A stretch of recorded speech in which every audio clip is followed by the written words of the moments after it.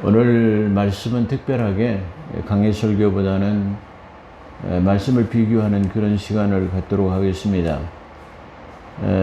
오늘 본문 말씀은 마태복음 4장 17절의 한 절과 그리고 마가복음의 1장 15절의 말씀 각각 한 절씩만 제가 봉독하겠습니다. 마태복음 4장 17절부터 말씀드립니다. 이때부터 예수께서 비로소 전파하여 이르시되 회개하라 천국이 가까이 왔느니라 하시더라. 아멘. 자, 마가복음 1장 15절입니다. 이르시되 때가 찼고 하나님의 나라가 가까워였으니 회개하고 복음을 믿으라 하시더라. 아멘. 요즘에 마가복음을 좀 우월시하고 마태복음을 좀 이렇게 저등하게 생각하는 분들이 좀 있어서 제 동영상 설교를 들으신 분들은 좀 많이 아실 거예요. 근데 유튜브에 보면은 그런 거에 대해서 마가복음과 마태복음에 대해서 좀 마가복음을 우위에다 놓는 그런 분들을 좀 보고 좀 안타까운 생각이 들어서 다시 한번 이 자리를 빌어서 동영상으로 여러분들에게 한번 소개를 해드리겠습니다. 그래서 오늘 제목은 마태복음과 마가복음의 차이점이라는 그런 제목으로 우리가 은혜를 나눕니다. 이 차이점을 아는 것은 대단히 소중하고 수신자를 아는 것은 그 책이 누구를 향하고 있는가를 알고 있는 중요한 소스가 되기 때문에 그걸 이해하는 것은 좋은 방법이다. 아주 좋은 방법이다. 그것을 이해하기에 아주 좋은 방법이다. 이렇게 말씀드릴 수가 있습니다. 벌써 이 마태복음의 이 말씀 한 절과 마가복음의 이 말씀 한 절을 보면 이 전혀 다른 뉘앙스가 나타나고 있다는 것을 여러분들이 아실 거예요. 마태, 마가, 누가는 공간복음이라고 하죠. 공간. 세 사람이 똑같은 것을 목격했는데 그건 주님의 일대기를 그린 것입니다. 그래서 같은 맥락에서 봤기 때문에 그걸 공간복음이라 하고, 요한복음은 공간복음이 아닌 것은 그는 그 주님이 이 땅에 오셔서 그 똑같은 사역을 다 기록한 일대기를 그린 것이 아니고 하나님의 아들로서만 조명했기 때문에 공간복음에서는 제외되나 사복음서에서는 포함됩니다. 사복음 그러면 마태, 마가, 누가, 요한 그러지만 공간복음 하게 되면 마태, 마가, 누가 이렇게 말할 수 있습니다. 그렇기 때문에 그런 측면에서 그렇다고 한다면 벌써 이 본문을 제가 봉독해 드린 것을 통해서도 벌써 깨달으신 분은 있을 것입니다. 근데 이 마태복음은 수신자를 가지고 있다고 한다면 유대인을 향한 편지라고 그렇게 말할 수 있어요. 그리고 유대인에 보낸 편지로서 유대인의 왕으로 오신 이를 조명하고 있다는 것이 이 편지의 주된 내용입니다.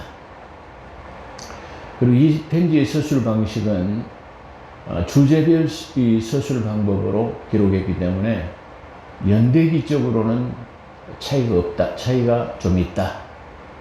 그렇기 때문에 어떤 측면에서 마가복음은 연대기적으로 순서는 맞기 때문에 오히려 그런 측면에서 마가복음이 더 우월하지 않느냐 또는 더 맞지 않느냐 이렇게 생각하지만 그런 측면에서 우리는 전혀 그런 생각을 버려야 합니다.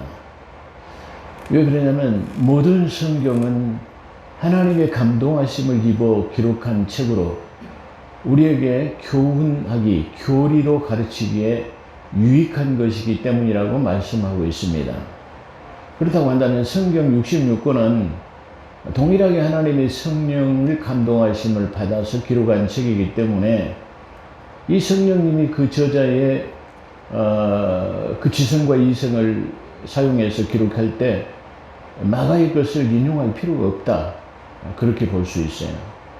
그리고 또 마가 역시 마태복음을 기록할 필요가 없고 각자 본대로 기록한 내용 중에서 잠깐 보는 사람마다 자기의 문화적 환경, 지식적인 척도 그 사람의 믿음에 따라서 각기 달리 볼 수 있기 때문에 그럴 수 있을 겁니다.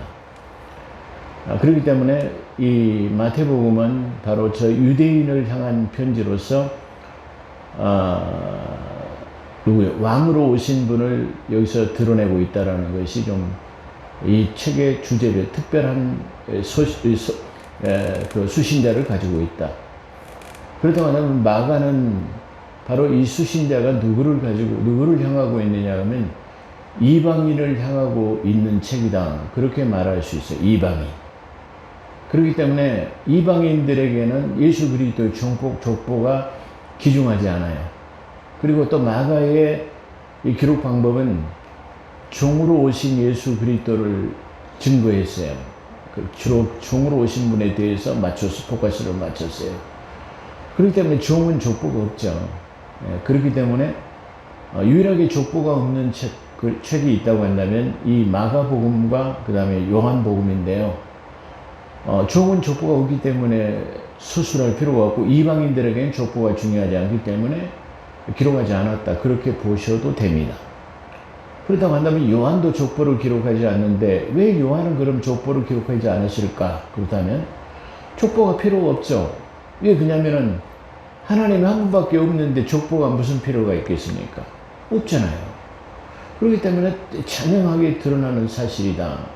이렇게 말씀드릴 수 있어요.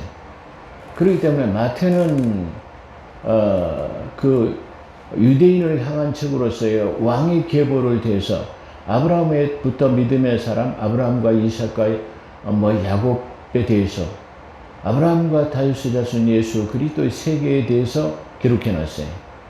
그 나름대로의 관점을 갖다가 기술해 놨다라는 말이에요. 또한 그 마가는 마가 나름대로의 종으로서 다시 말하면 이 마가는 부자 청년이었는데 하나님의 아들이 그 섬김의 자세, 약한 자를 돌보시는 것에 초점을 맞췄어요. 그러니까 자기 부자의 입장에서 볼 때에 저 가난한 사람들에 대해서는 소외받고 다시 말하면 그 계층 간의 갈등, 소외되고 이런 사람들을 불쌍히 여기는 것에 대해서 그분은 그걸 심각하게 그 사람은 받아들였어요. 그렇기 때문에 종으로 오신 분을 조명했다.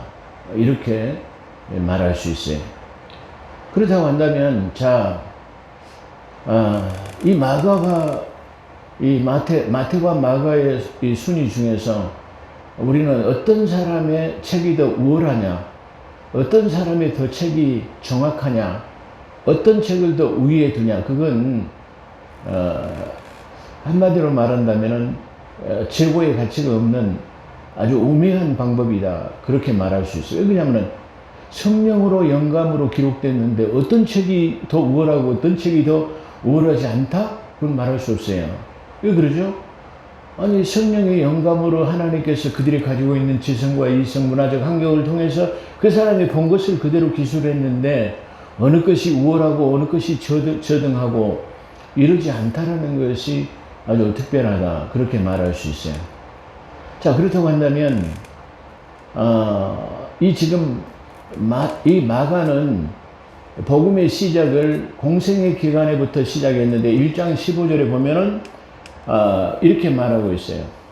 14절부터 이해를 돕기 위해서 말씀드린다면 요한이 잡힌 후에 예수께서 갈릴리에 오시어 하나님의 복음을 전파하여 이르시되 때가 찼고 하나님의 나라가 가까이 왔으니 회개하고 복음을 믿으라 하시더라. 여기서 뭐예요? 요한이 잡힌 때를 기점으로 해가지고 복음이 시작됐어요. 그 복음의 시작이라고 하고 이렇게 된 때부터 지금 이 복음은 정상적으로 선포되었는데 지금 이 마가가 기록한 이 수신자는 지금 회개하고 뭘 믿으라? 뭐가 가까웠다? 하나님의 나라라고 하는 킹덤 하나님의 나라가 가까이 왔다라는 것을 말하고 있어요. 그렇다고 한다면 지금 이 마태도 역시 똑같이 지금 말하고 있는데요. 자, 이때는 어디 때냐면은 12절에 보면 예수께서 요한이 잡히심을 들으시고 갈릴리로 몰아가셨다가 이때부터 예수께서 비로소 전파하여 이르시되 회개하라 천국이 가까이 왔느니라. 천국. 그러니까 이 천국은 아브라함의 후손들에게 약속된 나는 너희 하나님이 되고 너희는 내 백성이 되리라고 하는 조건부적인 약속된 천국인데 이건 땅과 관계가 있는 해분 천국이라고 그렇게 말할 수 있어요. 자, 그렇기 때문에 이 똑같은 것 같지만은 마태가 전하는 것은 이 주제가 전부 천국으로 연결이 되어 있어요. 그렇다고 한다면 이 마가복음의 특징은 거의 천국에 대한 단어는 단 한 군데 나오고 있는데 전부 하나님의 나라예요. 그렇기 때문에 여기서 각기 전하는 것이 전혀 다르다는 것을 우리가 여기서 나타내고 있다, 그런 말이에요. 그렇기 때문에 대부분 이 마가복음을 우위에다 두는 이 사람들이 대체적으로 보게 되면 인본주의 신학자들이 많아요. 그렇기 때문에 그걸 가리지 않는 사람들은 개혁주의 신학자라고 말할 수 있고요. 그걸 어떤 책을 우위에 놓는 것이 아니라 마태복음은 마태복음 나름대로의 다시 말하면 수신자와 교리적인 측면을 가지고 있고, 또 반대로 마가는 마가 나름대로의 수신자와 교리를 가지고 있다. 어떤 측면에서 보면 더 교리적인 것은 마태복음이 더 많이 담고 있어요. 왜 그러냐면 산상수훈이라든가 종말론이라든가 이런 것을, 그리고 하나님의 비유 표현이라든가 이런 것들을 아주 디테일하게 아주 자세하게 서술하고 있다는 것이 특징입니다. 그렇다고 한다면 마가복음은 그게 없어요. 자, 그렇다고 한다면 우리가 굳이 그 사람들의 인본주의 신학자들에 대해서 우리가 마가복음을 항상 위에 두고 있고, 마태가 마가복음을 보고 기술했다라는 학자들이라고는 좀 제가 말하고 싶지가 않아요. 그런 사람들은 학자라기보다는 그 인본주의 사람으로서 예수 그리스도를 믿지 않는 사람들을, 그리고 하나님의 신성을 깎아내리려고 하는 사람들이기 때문에 저는 그 사람들을 그렇게 부르고 싶진 않아요. 그런 사람 중에 대표적인 예가 도올 김용욱이가 항상 이 마가복음을 마태복음 위에 놓으려고 합니다. 근데 최근에 이런 성향이 두드러지게 나타나는 사람이 바로 연세대학교 신학부의 교수인 김학철이라는 사람에게 나타나고 있어요. 또한 제가 잠깐 언급했습니다마는 우리나라 연예인 중에서 코미디언 조혜련이라는 사람이 성경 공부를 가르칠 때 마가복음을 그렇게 가르치더라고요. 자, 그 사람들에 대해서 제가 한번 비판한다고 한다면 그건 이렇습니다. 다시 말하면 예수님께서는 지금 똑같이 요한의 잡히심을 듣고 복음을 시작되었고, 또 마가도 똑같은 그 잡히심을 보고 복음을 시작했는데, 복음의 시작이 마가는 하나님의 나라를 증거하고 있고, 마태는 똑같은 시점에서 천국을 증거하고 있다. 그게 아주 전혀 다른 측면이다. 그렇게 볼 수 있어요. 그렇다고 한다면 마가를 위에다 놓을 수 있는 근거는, 성경적 근거는 하나도 없어요. 오히려 마태복음이 더 위에 점하고 있다는 걸 우리가 알 수 있어요. 자, 왜 그러냐 그러면 이 마태복음에 지금 복음을 시작하면서 맨 처음에 갈릴리에서부터 복음이 시작됐는데, 이 갈릴리를 거니시다가 최초로 제자로 선택받은 사람이 누구냐면은, 여기서 나타나는 지금 제자는 베드로와 안드레, 그 다음에 야고보와 요한 네 사람이 맨 먼저 이 네 명의 초이스가 됐어요. 그 다음에 이 갈릴리로부터 복음이 전파되어 가지고 가버나움에 가셨는데, 가버나움에 며칠 머무르셨는데, 이 가버나움에 머무르셨을 때 마태가 주님의 부르심에 응답해 가지고 제자가 됐어요. 그렇다면 12명의 제자 중에서 5번째로 선택된 제자가 베드로이다. 이렇게 죄송합니다. 마태다. 레위라고 하는 마태다. 이렇게 말할 수 있어요. 그렇다고 한다면 이 마가는 예수님의 제자로서 선택받지를 못했어요.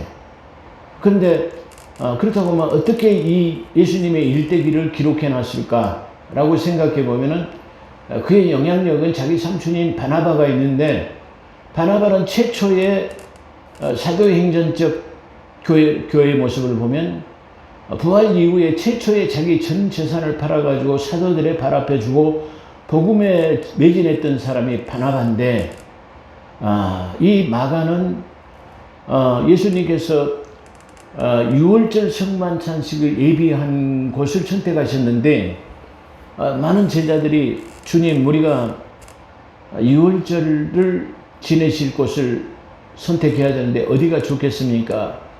주님한테 물으니까 주님이 그래, 밖에 나가보면 물동이를 이고 가는 사람이 있을 거다. 물동이를 이고 가는 사람을 따라가가지고 그 집 주인에게 말하라. 주님께서 유월절을 여기서 보내시겠다고 하라. 그렇게 했어요.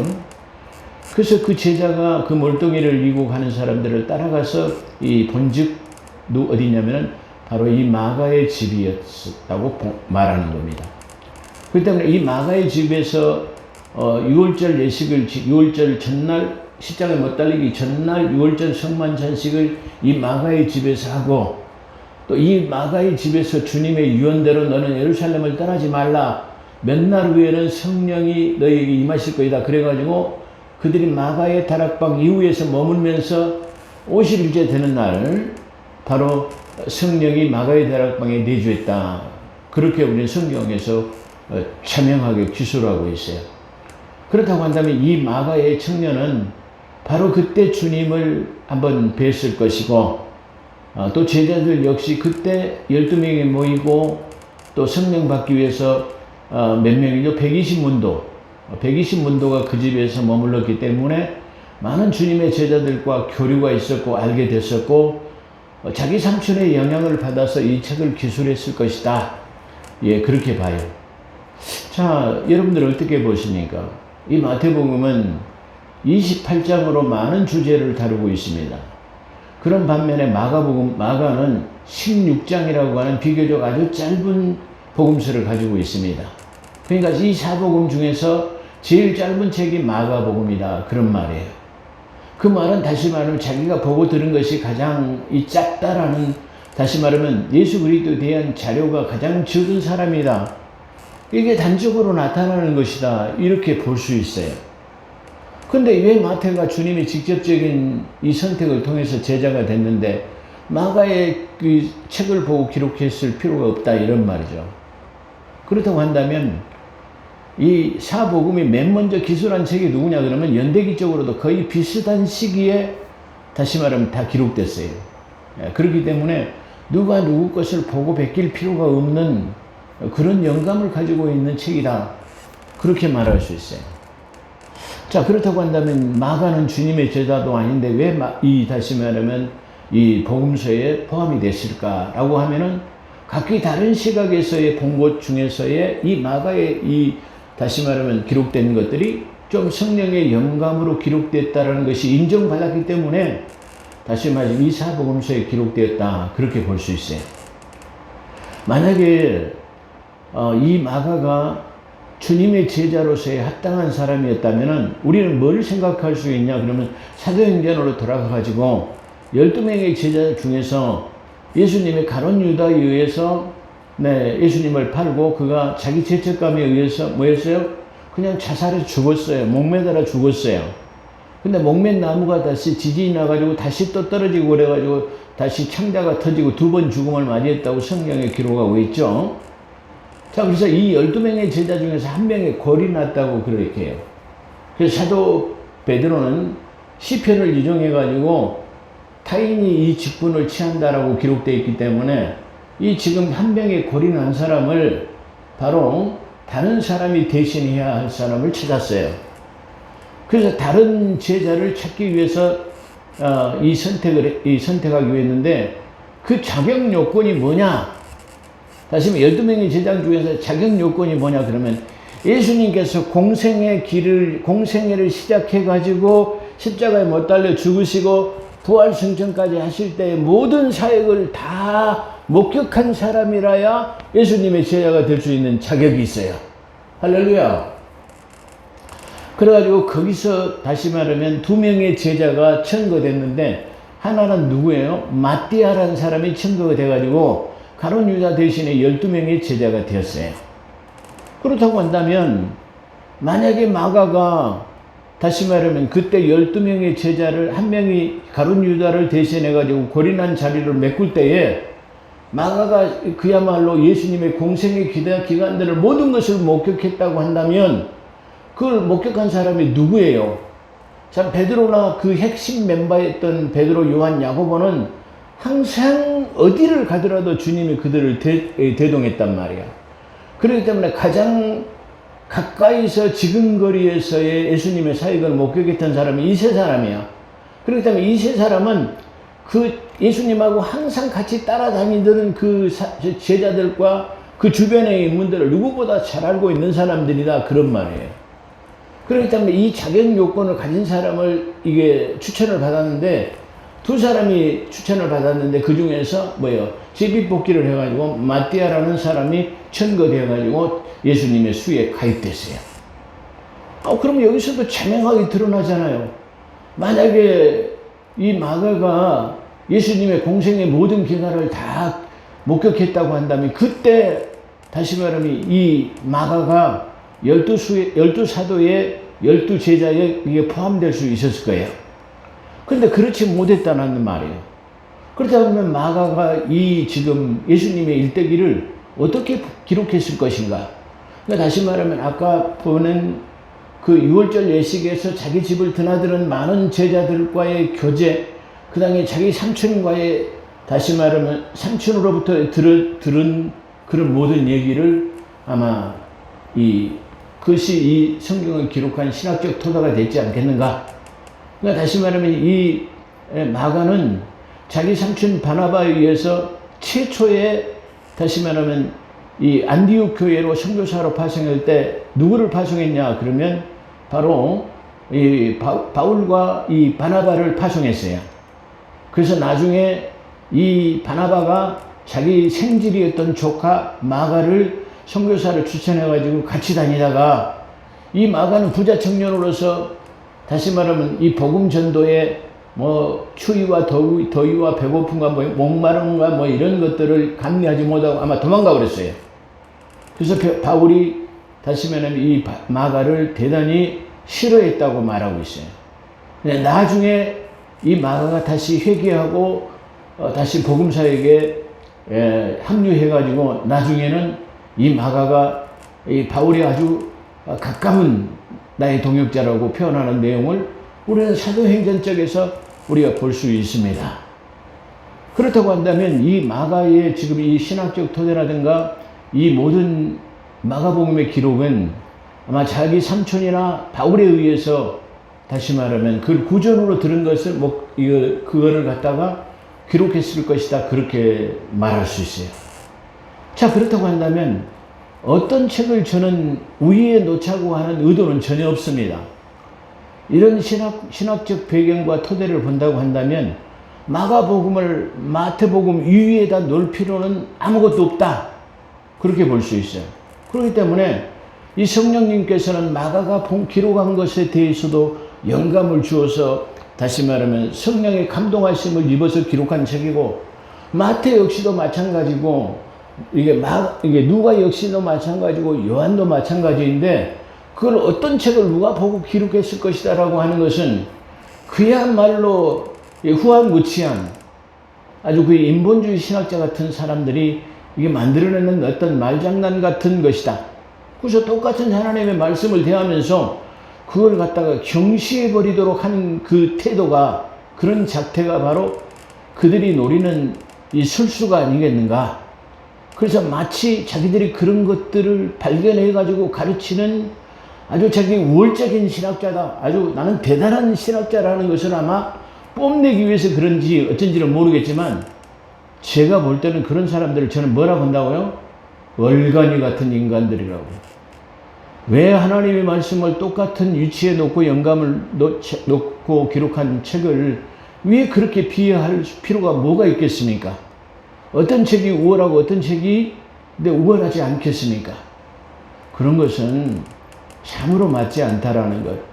그리고 우리 믿음의 사람들이 그런 것을 들을 때 경계하고 받아들여가, 저 신학자는 그렇게 보는 성향이 있구나라고 그렇게 받아들일 수 있는 성숙한 신앙이 있어야 된다.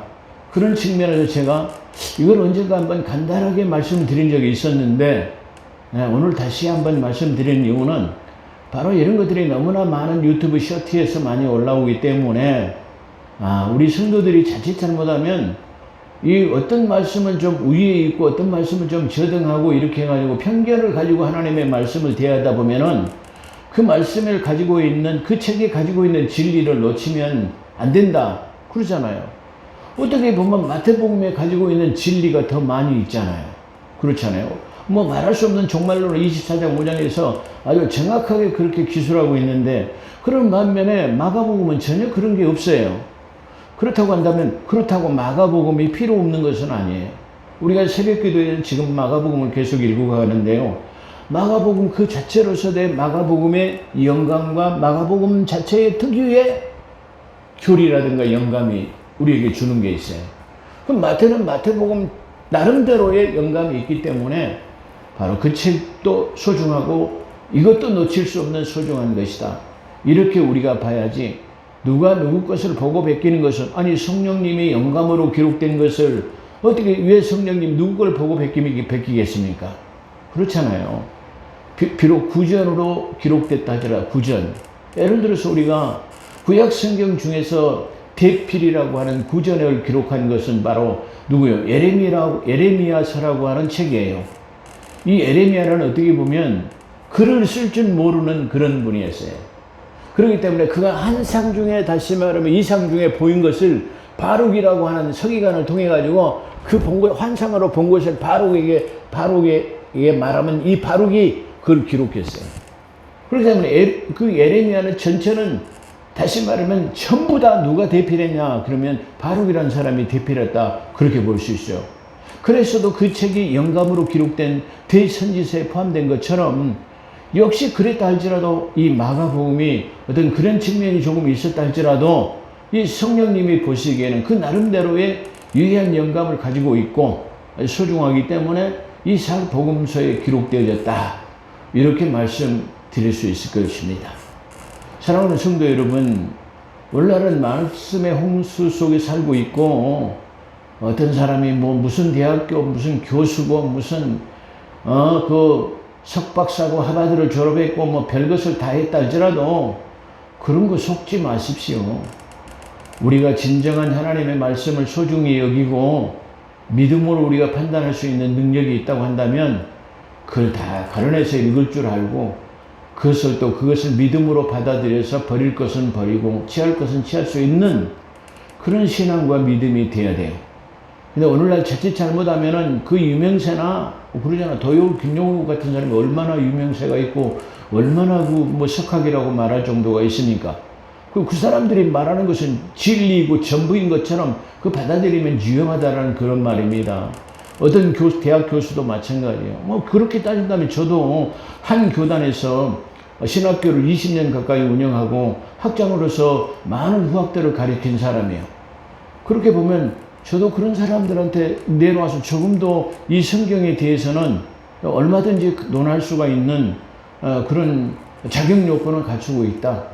그렇게 한번 말씀드릴 수 있습니다. 사랑하는 성도 여러분, 이 마지막 때를 살아나가면서 많은 유튜브나 그런 정보들 속에서 참 진리를 발견하고 버릴 건 버리고 받을 건 받아들일 수 있는 그런 신앙과 믿음이 나와 여러분에게 있어지기를 주 여러분을 축원합니다. 기도하겠습니다.